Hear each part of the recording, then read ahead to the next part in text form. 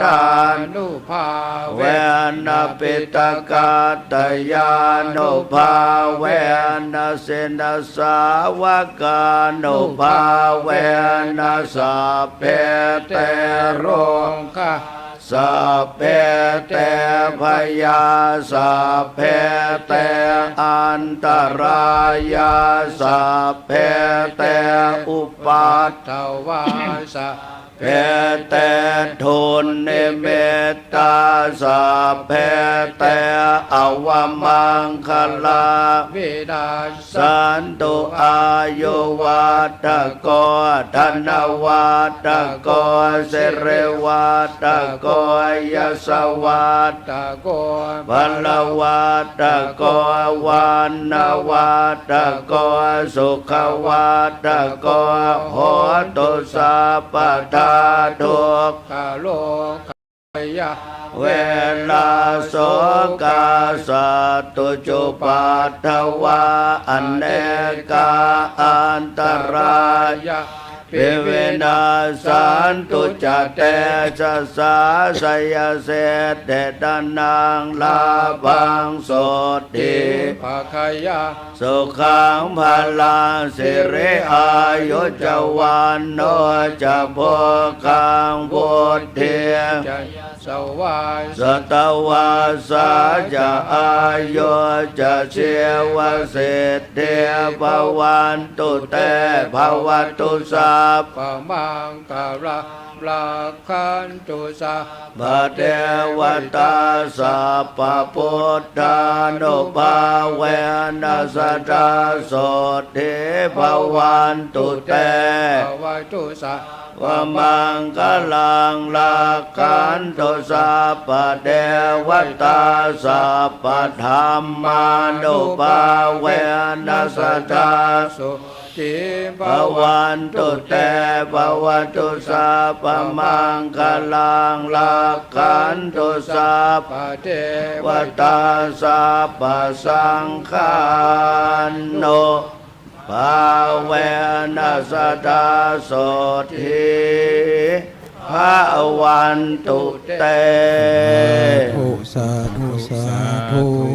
อิตังตานากัมมังนิปานาปัจจโยโหตุโนนิจังอิตังศีลกัมมังนิปานาปัจจโยโหตุโนนิจังอิตังภาวนากัมมังนิปานาปัจจโยโหตุโนนิจังยังกินจิกุสาลังกัตตปังกัมมังสัพเพเตหิกตังปุญญังโนอนุโมทันโตสุนันตุพนโตเยเตวะอัสสมิงทานเนอธิกาตาติกาโยกาสัตตาหนตุสัพพสัตตานังสุขีอัตตานังปริหารันตุมาตาปิตาสุอาหุนตุกาปามุนฉันตุสัพเพญาติกาสุขีตาหุนตุกาปามุนฉันตุสัพเพอาญาติกาสุขีตาหุนตุกาปามุนฉันตุสัพเพปิสาสัพเพยัคขาสัพเพเปตาหุนตุตุกาปามุนฉันตุสัพเพนักขัตตาสุขีตาหุนตุกาปามุนฉันตุสัพเพเทวาสุขิตาหุนตุกาปมุนทันตุสัพเพอาจาริยุปัชฌายาสุขิตาหุนตุกาปมุนทันตุสัพพสัมปตินาสามิจันตุโหต่อไปโสมาคารวะพระสงฆ์พระมหาเถรานุเถระเจ้าตนเจ้าองค์วันตามิพันเตสัพพังอปาระตังธรรมะทะเมพันเตมยากาตังปุญญังสามินานุโมติตัพพังสามินากาตังปุญญังไมหังตาตัพพังสาธุสาธุอนุโมทามิจัตตาโลธรรมาวัฏันติอายุวันโนสุขังภะลังสาธุสาธุสาธุต่อไป พระเดชพระคุณได้โปรดเมตตาประพรมน้ำพระพุทธ ถือ ม ว่าน ต์ เป็น ใน การเสร็จสิ้นพิธีทำบุญเมืองเจียงใหม่ประจำปี 2562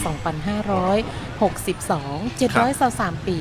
เมืองเจียงใหม่ของเฮาในปีนี้นะเจ้า ครับ การถ่ายทอดเสียงของเฮาเริ่มกันมาตั้งแต่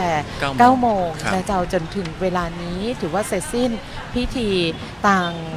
การทำบุญเรียบร้อยเป็นที่เรียบร้อยแล้วนะเจ้าต้อง 11 โมง ขอบพระคุณคุณผู้ฟังทุกท่านผู้คนที่ติดตามรับฟังรายการต่าง FM